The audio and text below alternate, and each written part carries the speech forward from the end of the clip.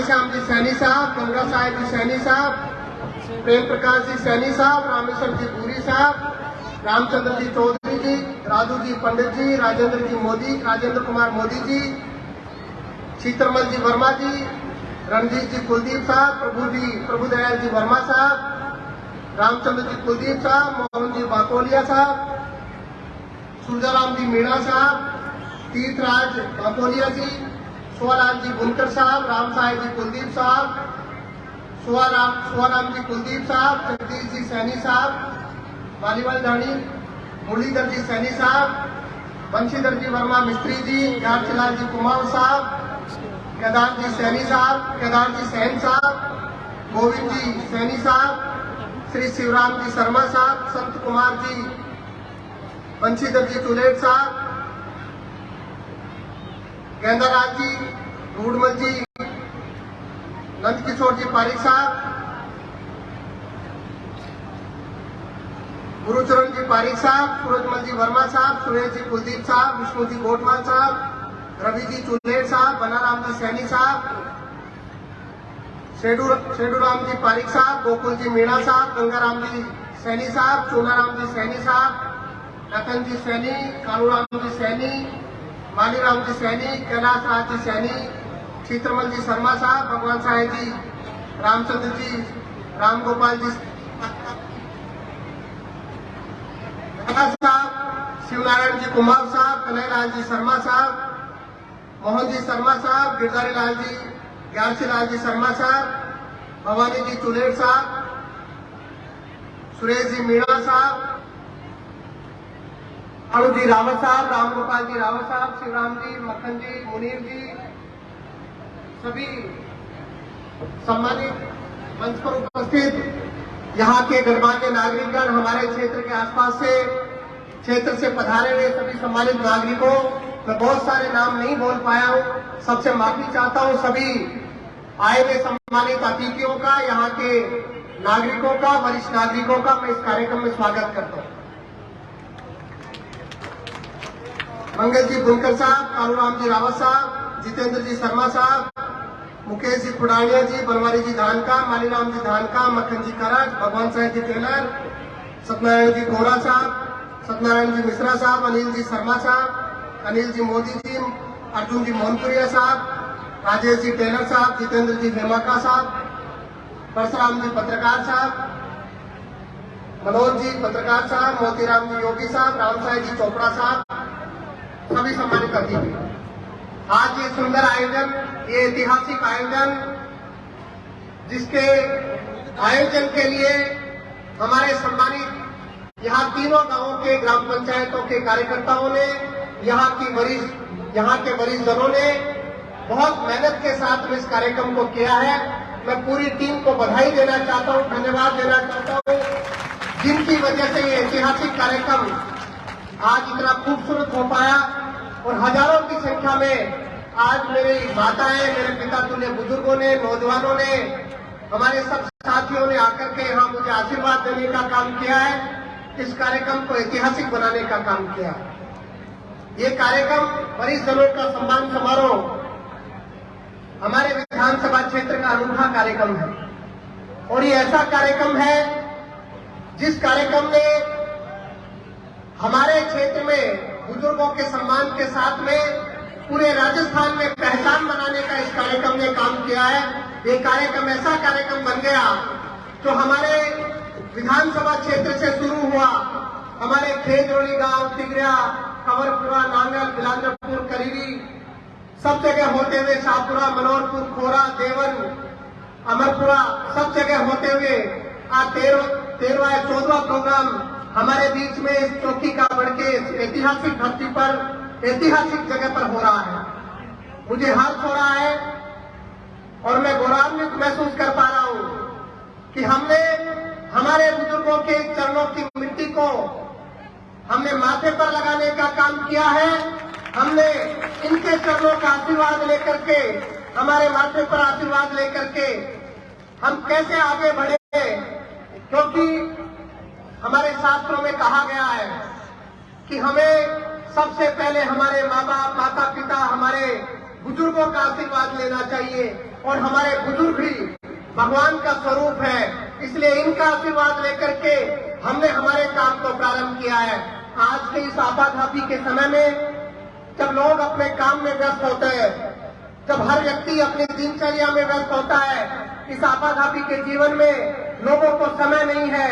और हमारे बुजुर्ग जिन्होंने हमें बनाने का काम किया है, हमें पहचान देने का काम किया है, हमारे गांव, हमारी इमारत, हमारे जो इतिहास खड़ा किया हमारे बुजुर्गों ने और उनके बुजुर्गों से करते हुए हमारे बुजुर्गों ने हमारे क्षेत्र का नाम, हमारे गांव को बनाने का काम किया है और हम नौजवान साथियों को एक पहचान देने का काम किया है।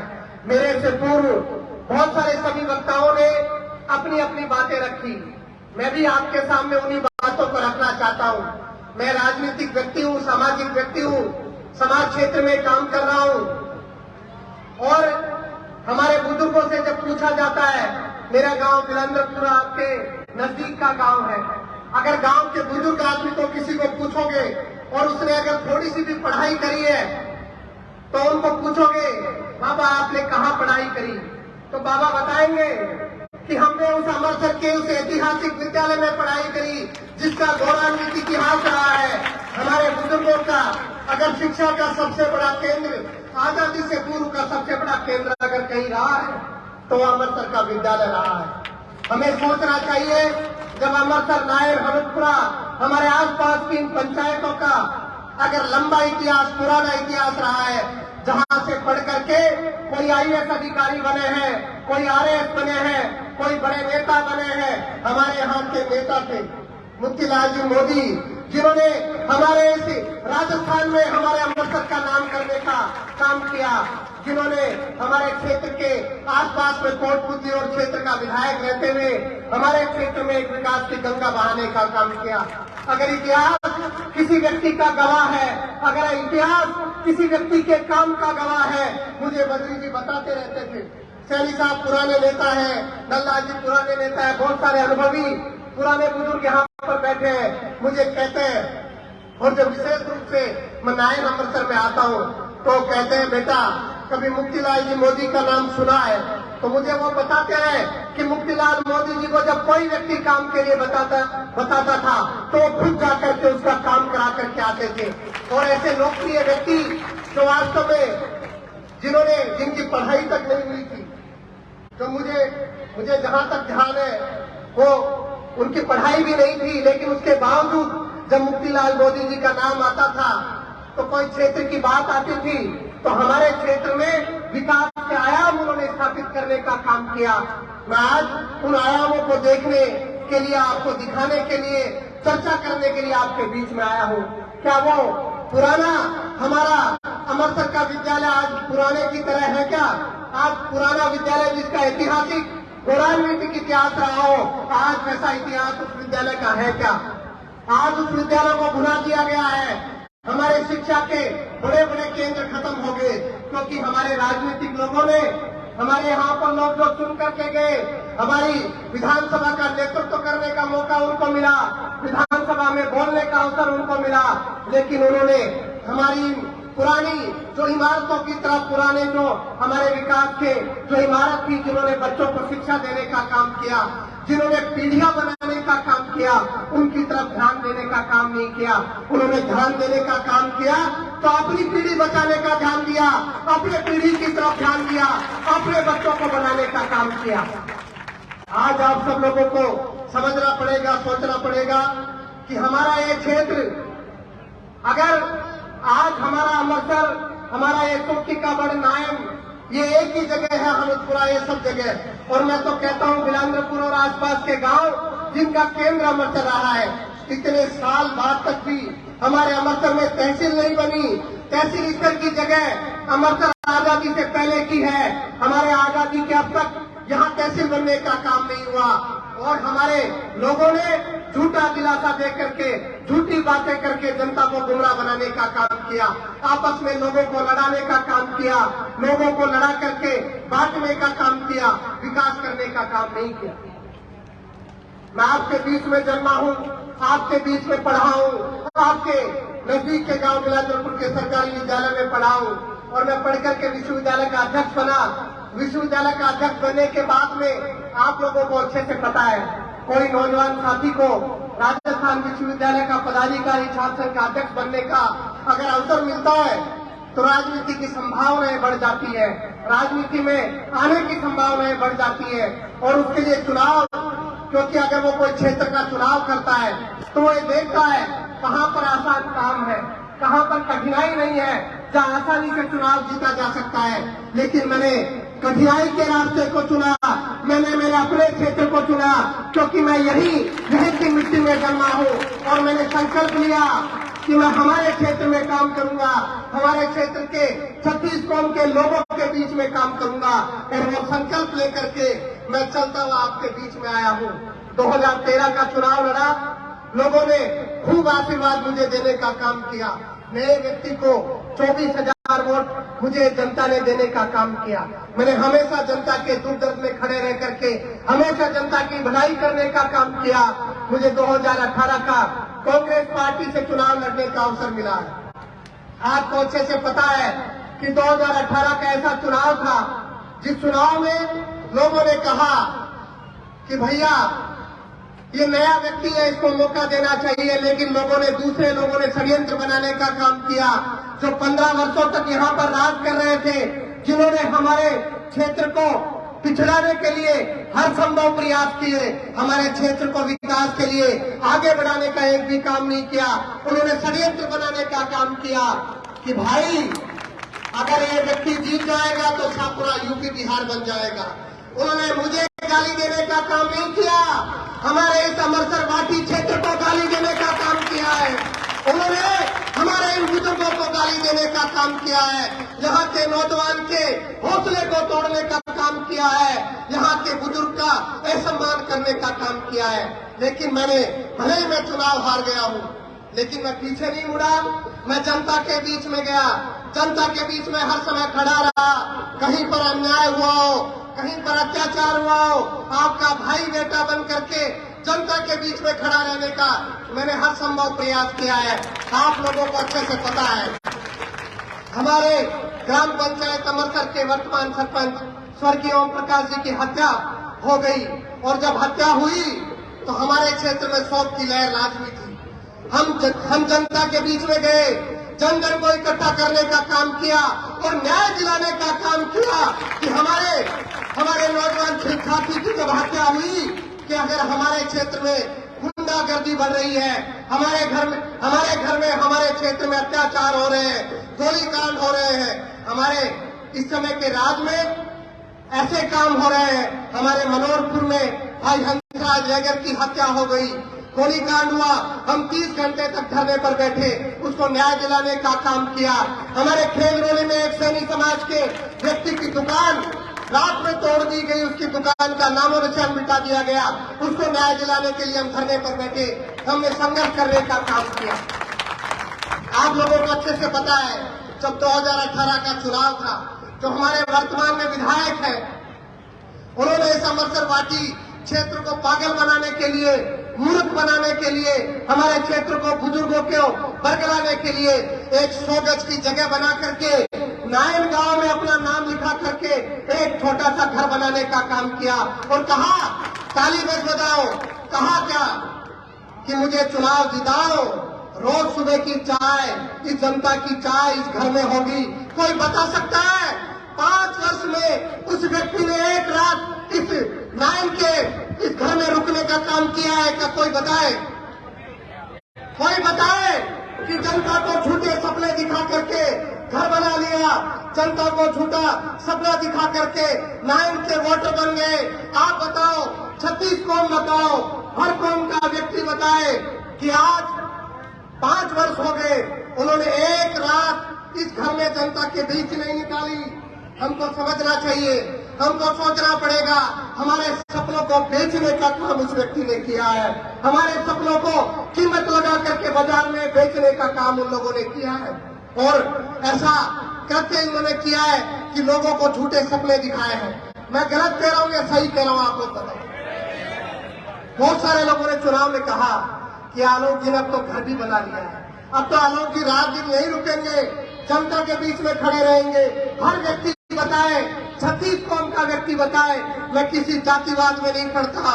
आज आप लोगों को अच्छे से पता है, मेरे लिए सैनी, गुजर, यहाँ का बुनकर, रैगर, ब्राह्मण, बनिया, जाट, यादव, राजपूत, राणा, तीर, कोई भी समाज होगा, मैं 36 कौम के साथ उतना ही खड़ा रहूंगा, क्योंकि मेरा धर्म इंसानियत है। मैं किसी जाति के बंधन में बंधा हुआ नहीं हूँ।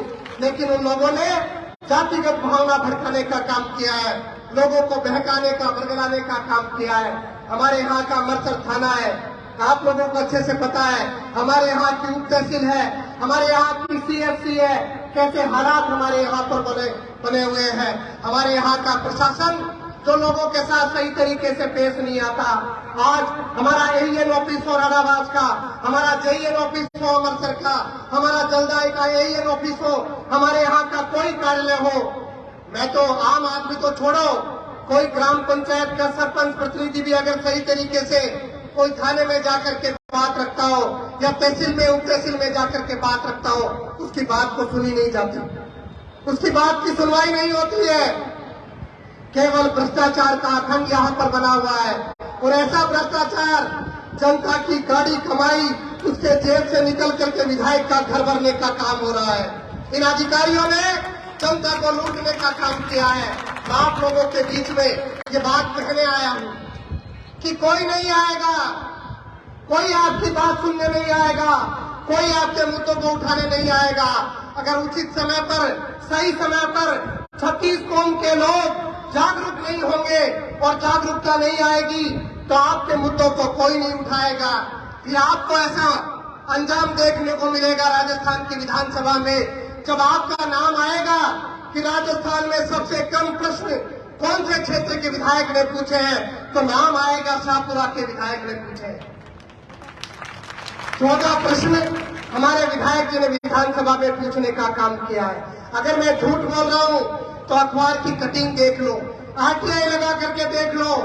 जब आप लोगों को, हम लोगों को समझना पड़ेगा कि हमारे बीच में झूठे सपने बुनने का काम उन लोगों ने किया होगा, झूठे सपने दिखाने का काम किया होगा।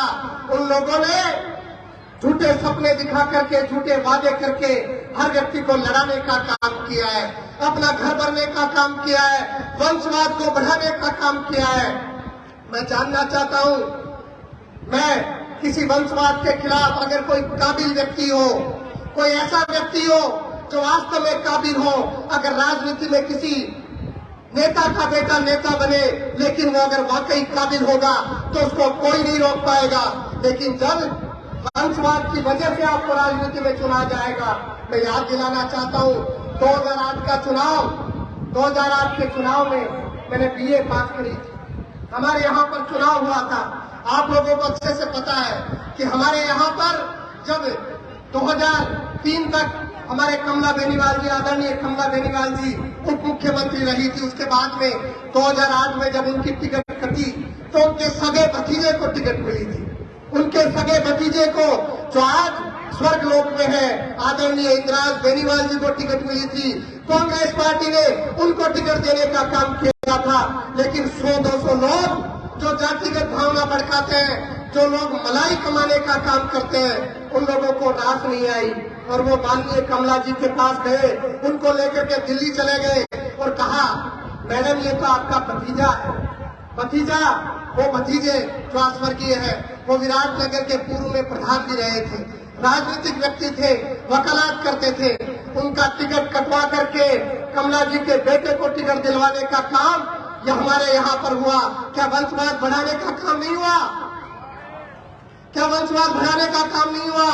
मैं पूछना चाहता हूँ, बेटे और भतीजे में क्या फर्क होता है? अगर बेटे और भतीजे में फर्क होने लग गया तो हमारी समाज व्यवस्था खत्म हो जाएगी, हमारे यहाँ की हर प्रकार की व्यवस्थाएं खत्म हो जाएगी। आप लोगों को समझना पड़ेगा, चिंतन करना पड़ेगा। कोई नेता 3 बार का विधायक ये प्रयास करे कि मेरे घर में जन्मा शहंशाह राजकुमार, थोपावा राजकुमार कैसे विधायक बने, कैसे मैं यूपी बिहार बनाने का षड्यंत्र करके नारे दूं, कैसे मैं गाड़ी तुड़वा करके जनता के बीच में चला जाऊं ताकि एक गरीब के, किसान के बेटे को बदनाम कर दूं। आप लोगों ने मुझे 2 बार बदनाम करने का काम किया होगा, षड्यंत्र बनाने का काम किया होगा। मैंने कभी उस लाइन से पीछे नहीं हटा। मेरा जो रास्ता था, मेरा नेकी का रास्ता था, मेरा रास्ता था जनसेवा का।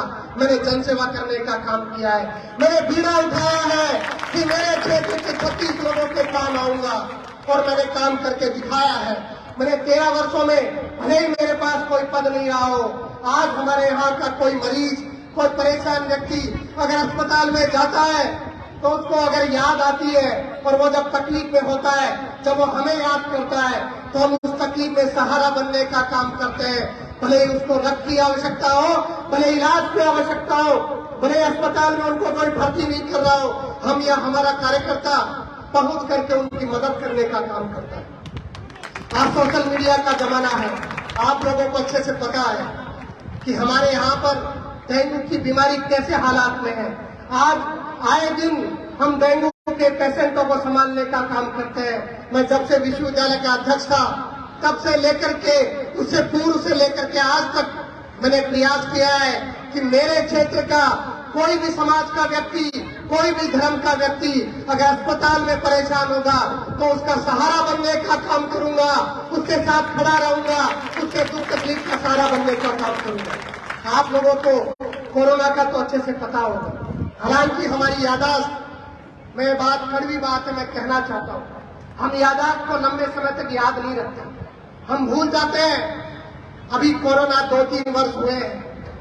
2 वर्ष पूर्व कोरोना का कैसा मंजर था, पूरे विश्व को आगोश में कोरोना ने ले लिया। उसके वजह से लाखों करोड़ों जाने पूरे विश्व में चली गई। हमारे यहाँ पर कोई अपना चला गया, किसी का बेटा चला गया, किसी का भाई चला गया, किसी की पत्नी चली गई, किसी की बहन चली गई, किसी का पति चला गया। लेकिन इन दोनों परिवारों के लोगों ने, इन दोनों परिवारों ने जनता को राहत देने का काम नहीं किया, एक दिन जनता को संभालने का काम नहीं किया, एक दिन जनता के बीच में नहीं आए, न कोई राशन देने का काम किया। कैसा आज हमारा इलाका कैसा इलाका है, लोग आए दिन हमारे यहाँ पर भट्टे हैं, ईंट के भट्टे हैं। हमारे यहाँ के लोग रोज मजदूरी करते हैं, और रोज मजदूरी करने जाते हैं, अपने सुबह मजदूरी करने जाते हैं, शाम को जो पैसा मिलता है उसे आजीविका चलाते हैं। और कोरोना के समय में कैसा हालात हुआ, हम लोगों ने काम करने का प्रयास किया। हमने घर घर में जाकर के उन लोगों की पहचान करने का काम किया, हमने राशन देने का काम किया। हमको पता है कि हमारे अकेले के राशन देने से किसी के घर का पूरा राशन नहीं हो जाता, लेकिन एक बात हमको समझनी पड़ेगी, जब हमारे बीच का कोई व्यक्ति, जब किसी परेशान व्यक्ति को मदद करने का काम करता है, जब एक हाथ मदद के लिए उठता है तो हजारों हाथ मदद के लिए उठते हैं। और हमारे क्षेत्र के सब लोगों ने मदद करने का काम किया। हमारे कार्यकर्ता घर घर गए, हमारे कार्यकर्ताओं ने राशन बांटा, ऑक्सीजन की सिलेंडर की जरूरत पड़ी तो ऑक्सीजन का सिलेंडर पहुंचाने का काम किया, दवाई की जरूरत पड़ी तो दवाई पहुंचाने का काम किया। अरे गौ माता तो जो लंपी की बीमारी हुई थी, उस गौ माता के लिए ये नेता, सब नेता भाषण देते हैं गाय के लिए, कहते हैं गाय हमारी माता है, लेकिन जब गाय को पीड़ा आई तो इन लोगों ने संभालने का काम नहीं किया। हमारे कार्यकर्ताओं ने भरसक कोशिश करी, प्रयास किया कि गौ माता को कैसे बचाया जाए। उसके लिए हमारे हर एक कार्यकर्ता घर घर तक पहुंच करके गाय माता को बचाने का काम किया। मुझे कोरोना के समय की बात याद आ गई। हमारे प्रशासन ने पैसा इकट्ठा करने का काम किया, और उन्होंने भामाशाहों से पैसा लिया। हमारे यहाँ के एसडीएम हो, तहसीलदार हो, नगर पालिका का हमारे कोई ईओ हो, पंचायत समिति का कोई बीडीओ हो, सब लोगों ने मुहिम चलाई कि लोगों से भामाशाहों से पैसे लेते हैं और लोगों की मदद करने का काम करते हैं। आप लोगों को आश्चर्य होगा, कोरोना का पैसा उनका बच गया। उन्होंने पैसा खर्च करने का काम नहीं किया, केवल इकट्ठा करने का काम किया। और बाद में जब कोरोना चला गया तो हमारे यहाँ के एसडीएम ने, ईओ ने उस पैसे को अपने खाते में ट्रांसफर कर लिया। उसकी जांच चली, कलेक्टर के पास जांच चली। हम लोगों को समझना पड़ेगा, जब ऐसे प्रशासनिक अधिकारी, ऐसे भ्रष्ट अधिकारी हमारे बीच में बैठे हैं, किसकी देखरेख में बैठे हैं? किसकी देखरेख में बैठे हैं? विधायक महोदय की देखरेख में बैठे हैं। और विधायक ने ठेका दे रखा है कि जनता की जेब से पैसा निकालो और मेरा घर बनने का काम करो, मेरा घर बनना चाहिए, मुझे जनता से कोई मतलब नहीं है। यहाँ बुजुर्ग बैठे हैं, तो एक बात बताओ, वीसीआर कितनी भरी आपने? खूब भरी के मैं नाम 3-3 बार आपने वीसीआर खूब भरी थी, खूब भरिया वीसीआर। और जब वीसीआर का कोई आदमी फोन करो एमएलए साहब ने कि साहब इसको सेटलमेंट तो करा दो हमारे वीसीआर पर की, तो एमएलए साहब समझ पाए क्या? चोरी क्यों करते हो? आई क्या? अरे भाई, किसान तो बेचारा कैसे न कैसे टाइम पास करता है, मजदूर तो कैसे न कैसे टाइम पास करता है, छोटा मोटा व्यापारी कोई व्यापार करके टाइम पास करता है। तुमने तो लूट मचा रखी है, लूट। तुम्हारे अधिकारियों ने तो किसी को अगर कनेक्शन भी दिया होगा, किसी की डीपी भी अगर रखी होगी, तो बिना घूस लिए डीपी नहीं रखी, बिना घूस लिए कनेक्शन नहीं दिया। सही कह रहा हूं ना? हम लोगों को यहाँ की व्यवस्था बदलनी पड़ेगी, और ये व्यवस्था बदलेंगे जब हम एकजुट रहेंगे, हम ताकत के साथ मजबूती से रहेंगे, हम फर्क नहीं करेंगे कौन जाट है, कौन यादव है, कौन माली है, कौन गुजर है, कौन बुनकर है, कौन ब्राह्मण है, कौन बनिया है, कौन मेहरा है, कौन छिपा है।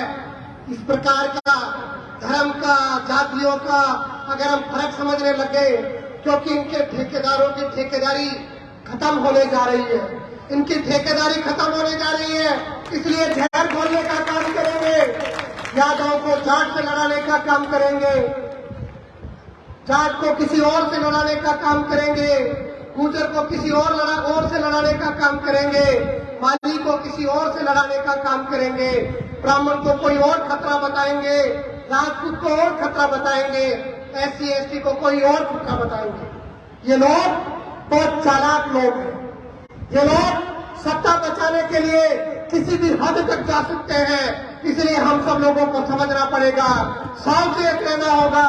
यहाँ के हर नागरिक को, यहाँ के हर मतदाता को जागरूक रहना पड़ेगा, इनके षड्यंत्र को समझना पड़ेगा। और आप लोगों को जो ये बेटा भाई बोल रहा है, अगर इसके मन में सच्चाई है, अगर इसकी आंखों में सच्चाई दिखती है, तो आप लोग दोनों हाथ खड़े करके बताओ कि साक्षी जान से आशीर्वाद दोगे, ताकत दोगे, मुझे मजबूती देने का काम करोगे और इस क्षेत्र में ऐतिहासिक परिवर्तन देने का काम करोगे। दोनों हाथ खड़े करके मुझे आश्वस्त करो, मुझे ताकत दो, ताकि मैं पुरजोर तरीके से आपकी मुद्दों को रखूं, आपकी बातों को रखूं, और मुझे सौभाग्य मिले आपके मुद्दों को उठाने का। उस राजस्थान के लोकतंत्र के भवन में, उस विधानसभा में, हमारे क्षेत्र के लोगों की बातों को, किसान का मुद्दा हो, मजदूर का हो, हमारे यहाँ का व्यापारी का हो, नौजवान का हो। अभी मैं माता जी हमारे जो सबके बीच में जा रहा था, माता जी मैंने खरीदी, बेटा पानी की बड़ी समस्या है। माता जी खरीदी ने पानी की बहुत दिक्कत है, हाथ खड़ो करो ना तो खरीदिए बात। आपने वर्तमान विधायक या 3 बार के पूर्व विधायक आज तक विधानसभा में एक बार भी एक बोला कि मां के साथ मेहर आनी चाहिए? एक बार बोले गई? एक बार अगर कभी आंदोलन कराओ तो बताओ देगा। पानी तानी अपना वर्तमान का विधायक या पूर्व 3 बार का विधायक एक बार भी कर रहा बैठा हूं तो बताओ। कहते ठीक है बाकाला के भाई बिसलपुर से पानी आओ जाए, पहले तो आओ जाए बिसलपुर से पानी आओ जाए बाकाला ग्राम तो। अब आपने ग्राम तो आप टैंकर लगा लिया, नहीं तो परेशान यार बाठा को पानी भी लिया आई मेरी जगह अपना कमान दो। आपने पानी नहर का पानी तानी करते हैं बात सुन रखी। आपने सबने प्रयास करना पड़ा लो, किसान हुए, मजदूर हुए, व्यापारी हुए, सब लोगों ने ताकत से मेहनत करनी पड़ेगी। और अगर आपसे प्रयास शुरू करा जब 4, 10, 15 साल में आपने सब लोगों को परियावा की व्यवस्था होगी, इसलिए आपने आंदोलन खड़ो करना पड़ा लो, आप लोगों ने आगे आना पड़ा लो। और मैं कर दे मैं थाने सबने कह रही तू आज तो मैं एक लोग बोलूँ कोई सुने को नहीं। अगर मैं विधायक बनूंगा ते आशीर्वाद दोला तो राजस्थान की विधानसभा में भी बोलना और जरूरत पड़ेगी तो हजारों की संख्या लेकर कर्मों के बाद काम भी करूंगा ताकि आवाज में बुलंद करूंगा। लेकिन भारत ताकत करनी पड़ेगी। ये बुजुर्गों ने 36 कौम का लोगों ने ताकत देनी पड़ेगी। थाने सबने समझ लो पड़ा लो किसान की कोई जाति कौन है, मजदूर की कोई जाति कौन है, व्यापारी की कोई जाति कौन है, नौजवान की कोई जाति कौन है। आप सब लोग एक समाज का लोग था। आप सब लोग इंसानियत का धर्म को पालन करने वाला लोग था। आप लोगों ने सब आगे बढ़ने से मेहनत करनी है। अपनी नौजवान पीढ़ी का मजबूती से लड़ने से और आज को जो कार्यक्रम थे बुजुर्गों को सम्मान समारोह पर लोगों ने सोचने की जरूरत पड़ेगी। जो 100 साल का बुजुर्ग ने आपका चरणा में झुकाता कौन झुकाता? राजा साहब और काई कहता आका एजेंट काई कहता साहब नाराज हो जा रहे नीची गर्दन कर देते काई कहते ये जोर से बोल रहे तो नाराज हो जाना कहता कौन कहता बताओ ईमानदारी साहब कहने ने जोर से बोल लिया तो साहब ने गुस्सा आ जाना हाथ जोड़ नीची गर्दन कर देते। अब देखते थे पोटा में आऊंगा मैं तो नीची गर्दन कराऊंगा चुप कराऊंगा मैं सारे साथी करे तो क्योंकि आप लोग यार परिस्थिति पैदा कर दी बाल होगा मैं आप लेकिन चुकने पड़े लो चुकने पड़े लो।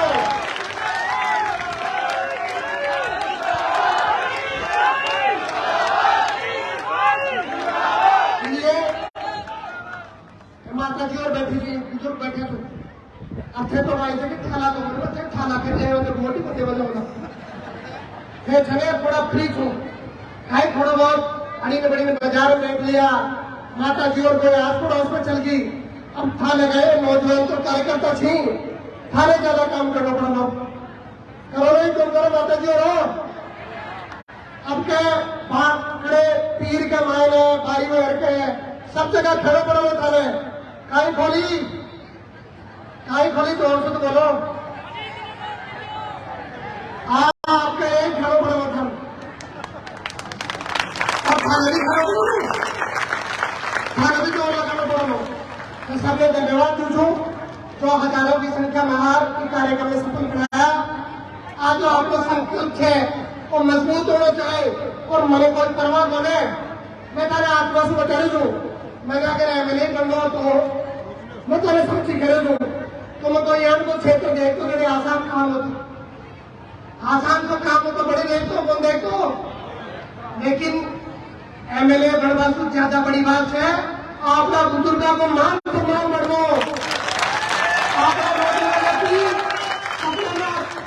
सपना में कोई मिलो आसमान मिलो भाषा तो मजबूती की बात है इसलिए बाकी लड़ाई लड़े और बाकी लड़ाई में अगर आप क्योंकि आजादी की लड़ाई का माने बड़ा बहुत चल रहा था आजादी की लड़ाई थी ना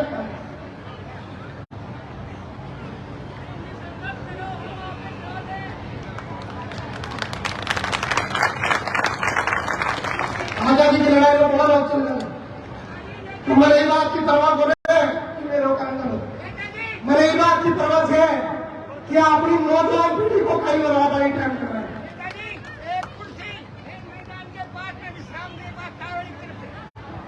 पंडित जी मऊ का जो पंडित जी मऊ का पंडित जी चाय हर कार्यक्रम में चाय की व्यवस्था आगे छुड़े थे और जो लोग जो है कपाई के लिए थोड़ी बहुत चाय सु इको धर्मार्थ को काम करी थी खाई का पंडित जी आज अगे कुर्सी की बेंच आपकी गाड़ी कमाई में तो रखना चाह रहे थे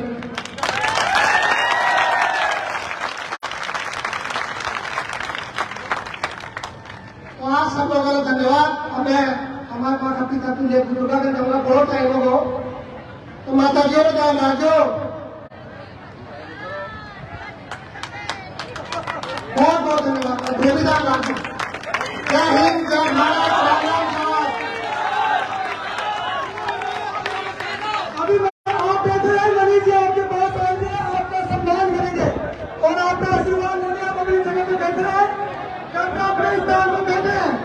अभी आपके पास आएंगे आप अपने स्थान पर बैठे हैं।